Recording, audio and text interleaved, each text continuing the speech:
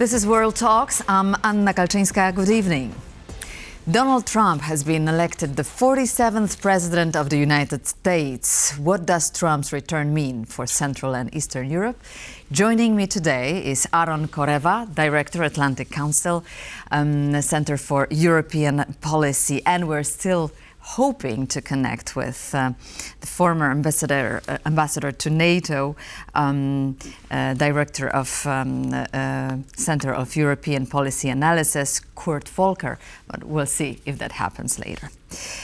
Okay, so in his victorious speech, Donald Trump once again stated and repeated what he aims to focus on during his presidency. So maybe let's hear out the president-elect. For being elected your 47th president and your 45th president. And every citizen, I will fight for you, for your family, and your future. Every single day I will be fighting for you, and with every breath in my body, I will not rest until we have delivered the strong, safe, and prosperous America that our children deserve and that you deserve. This will truly be the golden age of America. That's what we have to have. Golden age for America. So these are the words that appeal to Americans, apparently. America first and America great again. Judging by the polls stating how Americans are dissatisfied with the state of the country, well, the change in U.S. foreign policy seems inevitable. So what should the CE expect from the new administration in your mind? Well, I will have to slightly maybe disappoint you and our viewers into saying that I don't have a clear and cut answer as to what we can expect, because that's part of the problem with Donald Trump. He's not consequential in his vis-a-vis his own ideology. You could see policy can vary a lot. It could be this, it could be that, it could be one thing or another.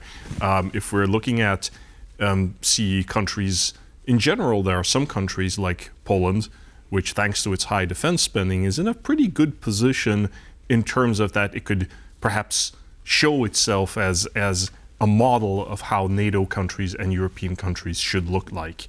Okay, that's a possibility. However, Trump, by and large, doesn't particularly like Europe. That's my impression. And it is very possible that he would take Europe as a whole, and he may like Poland, and he may think that Poland is doing great. But, for example, a US-EU tariff war, well, that's going to hurt Poland. If the US pulls out of support of Ukraine, that's not going to be good for Poland or the CE region, not at all. So we will just going to have to see. However, I would like to point out that in many ways, Europe and Central Eastern Europe does have agency here. We don't have to sit around and wait for whatever it is that comes out of a Trump administration. There's a lot of things we can do, and I would say the chief among them is not only increase our own defense spending and show we can unburden the United States and Europe, but also show that we are a reliable ally and partner when it comes to the main challenge for the United States, which is China and the Asia Pacific. Show that we are supportive of that American challenge. I mean, keep our interests, the interests of Central Eastern Europe, clear. We're not going to just copy paste whatever it is that America does in China, that's for sure.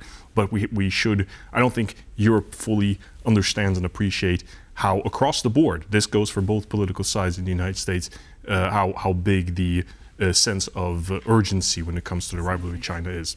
Because exactly, I mean, the understanding may there be, but are European partners eager to fully take the responsibility? That's another issue, right?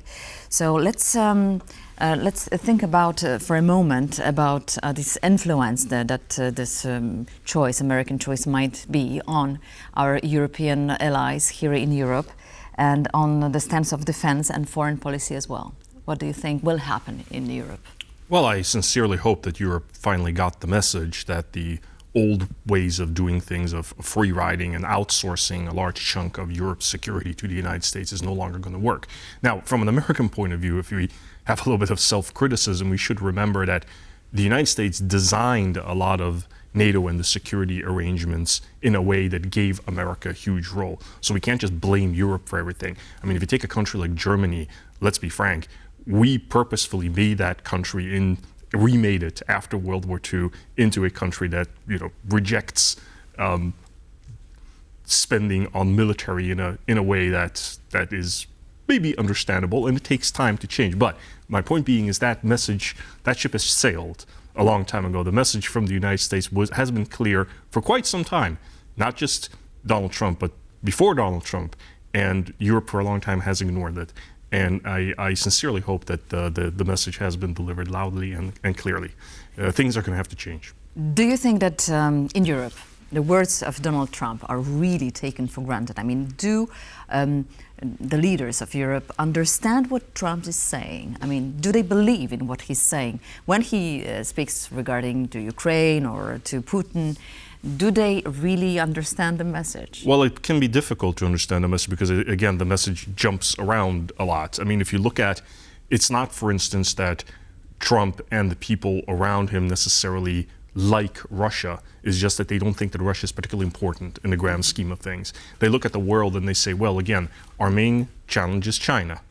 But it's also, why is China our main challenge? Well, because many Americans view the Indo-Pacific as the area of opportunity, and they associate Europe with history and responsibility, but not necessarily opportunity and the future of economic development. They care about the southern border with Mexico and the influx of migrants, and to a certain extent they care about the Middle East. They care about the Middle East because that's convenient, because you have an ally like Israel. You can just outsource. I'm simplifying things a little bit here, but you can outsource everything to Israel. The United States doesn't have to go in there and do much. It's clear and simple. And of course, there's the whole element of 9/11, in there and all that. If we're talking about the MAGA movement, right? And then they look at Europe and Russia and they say, here we have a country like Russia, which is not on par with the United States by any means, and you have all these wealthy countries that are not contributing to their own defense. This is a problem from that point of view. Donald Trump is a man who, his worldview and much of his view of how to go about things was shaped by his experience in the New York real estate business. If one wants to understand, a lot of Donald Trump's where he's coming from, that's where he's coming from. So it's often when it comes to the rhetoric, when you start talking about deals, you start over here, right? You maybe use a lot of harsh language to get the other side's attention, and at the end of the day, you will meet somewhere in between. So it's just a very different world that is coming from. Another example is a lot of his worldview was also shaped during the 1980s. If you look at the way he talks about China, it's very similar to the way that many Americans were talking about Japan in the 1980s, how their cars and their industry is going to put America out of business. And it's basically the same kind of rhetoric. It's just Japan is now, the boogeyman is not Japan anymore, it's China. It will be difficult to say that Donald Trump did not tell us, right, what he's going to do, because he told us specifically he's going to end the war in Ukraine. Now, what should we understand and how this war could end? This remains to be seen by the first actions by this president. However, what do you think Poland and the rest of Europe might do in light of scaling back the financial support for Ukraine? Well, I think that what Poland and Central and all of Europe indeed should do is to simply make it clear to Donald Trump, and he's not beyond being influenced, that if you want Russia to come to the table, what you have to do is you have to make it clear to Russia that they have no chance of winning on a battlefield. Because as long as Russia believes that they can win on a battlefield, they're not going to be constructive about any kind of negotiations. That's simply a waste of everybody's time. And this is not something that cannot be clearly and easily explained. Furthermore, I don't think that Donald Trump wants to be remembered as the man who lost Ukraine or lost a war to Russia. Let's remember how he often points out that look at the disastrous retreat from Afghanistan that happened under Joe Biden, with the helicopters leaving and the people falling out of planes and all that kind of stuff. I don't think that Donald Trump wants a man who is very conscious of how things are presented in the media and so on. I don't think that he would like that on his resume. I'm happy to announce that we are joined now by Kurt Volker, Center for European Policy Analysis and former U.S. Ambassador to NATO. Good evening, sir. Happy to have you. Good evening. Thank you. Great to be with you. Great to be with you, Aaron. Okay, so we're talking about the possible response from the European partners to eventual scaling back of the support, financial support for Ukraine from the American perspective. But now let's talk a little bit about what happened this morning. As if in response to the election results, Kyiv sent a missile barrage into Russian territory this morning. So does it mean in your mind that Ukraine is no longer waiting for American clearance to carry on long-range attacks? Is it a signal? Well, I suspect that the Biden administration gave a clearance to go ahead and do that. I don't know that for sure, but there was some speculation that they were waiting until after the election to do that because they didn't want that kind of attack on Russian territory to be used by former President Trump in the campaign, alleging that this would somehow start World War III. So I think they may have been waiting, and then Kyiv got a green light after the U.S. election. That is probably more likely, in my view. Obviously, Polish officials are watching closely everything what happens in Washington. Each cabinet appointment will prove revelatory of the new foreign policy.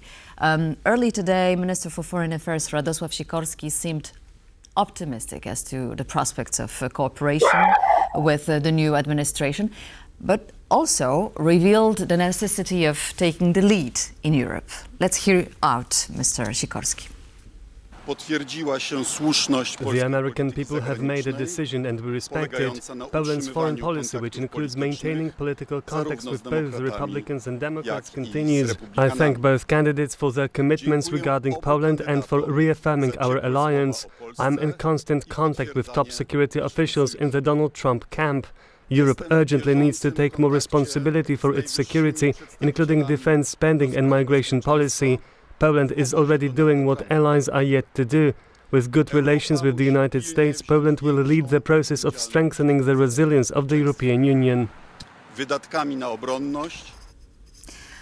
All right, so in light of Weimar Triangle crisis, evident one, and leadership crisis in Europe, do you gentlemen see a perspective of a new leadership from Poland perspective, taking the lead in the presidency of the European Union in January, for instance? Or where should we look for a cooperation area in Europe? And who should take the lead? Is Poland capable of it? For you or for... Well, I mean, I think that the Polish presidency of the European Union is an excellent opportunity for Poland to sort of contribute to starting off EU relations on a constructive and positive note. That's absolutely something that is within the Polish ability to do. And I mean, the Minister Sikorski we just listened to, this is someone who has good contacts within large elements of the American right and has had that for a long time. So this is absolutely within our ability to do so. As I mentioned before, in many ways, Poland could show itself as a model for how the new U.S. administration thinks that European countries should be like. Mr. Ambassador, I remember the meeting in Washington, the joint visit by President Duda and Prime Minister Donald Tusk. And when Donald Tusk came back to Warsaw, he immediately called upon a meeting within the Weimar Triangle at that time. No results were announced, but the meeting was there. How about today's situation? Well, several things. First off, let me also join Aaron in saying I think what Minister Sikorski said in that clip that you just played is exactly right. And I would summarize it as don't make any assumptions about what a Trump administration policy is going to be. We don't really know. Do your own homework. Know what your interests are, know what you're capable of, put the resources into it, show that you're prepared and know what you're prepared to do. And then third, to be proactive, to be leading, to be making proposals as opposed to waiting for something from the United States. That's exactly the right posture to be in my view.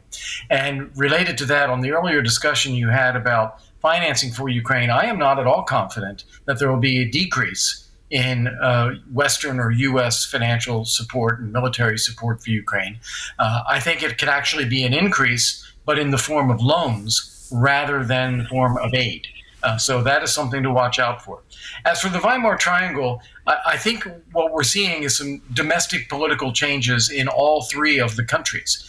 Germany is right now in the midst of its own leadership crisis. They're likely to start moving toward early elections. You're likely to see a CDU come back into power, either with or without the SPD. And of course, we saw what happened in France with the elections that were a real rebuke to Macron, to be followed up by putting in a center-right government under Barnier. So I think that the prospects for cooperation in the Weimar Triangle are good, but it's going to depend upon each country getting through some of its own domestic political divisions. If you were just to name 3 leaders in Europe who Donald Trump will be eager and willing to cooperate with, who is going to be? Certainly Giorgia Meloni. I'd say she'd be very much at the top of the list. He has a good relationship with Mark Rutte, who is the Secretary General of NATO, and I think that he will expect NATO to do more. He will, just as before, he will be demanding that people pay their share and that NATO takes on more responsibility as opposed to, or NATO allies, as opposed to the United States by itself. So those would be the 2 that immediately jump to mind. Now, I'd be interested to see how it plays out with Viktor Orban. Viktor Orban has been a steadfast supporter and friend of Donald Trump. However, he has also pursued policies with China, for example, that are very much at odds with what a Trump administration would want. So it would be interesting to see how that relationship develops. Aaron?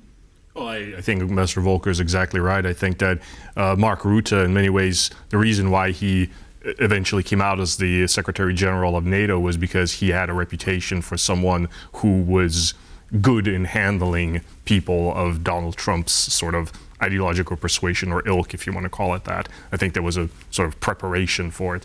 And again, I mean, let's not forget the Polish government, despite the fact that the current Polish government is more of centrist and has a strong, as you might call, anti-populist rhetoric. There are plenty of people in the government that are good interlocutors, and President Duda can play a huge role in the time that remains of his presidency. That, combined with, again, the Polish presidency of the European Union, sets some interesting building blocks. But as Ambassador Volker said, bring an agenda, right, and be prepared to play a constructive note. Oh, and a final note, I would say that many European countries, what they also could do, if I was a national security advisor to a European country, before I knock on the door of Washington, I would talk to many of the Asia-Pacific allies first and say, how could we, work on a constructive agenda together and present that in Washington? I think that would open a lot more doors. Gentlemen, thank you very much for your insight tonight. Thank you for being with us. Aaron Korewa and Kurt Volker, Ambassador, thank you very much for being with us tonight. And that's it in World Talks for now. Stay tuned to TVP World as more news unfolds.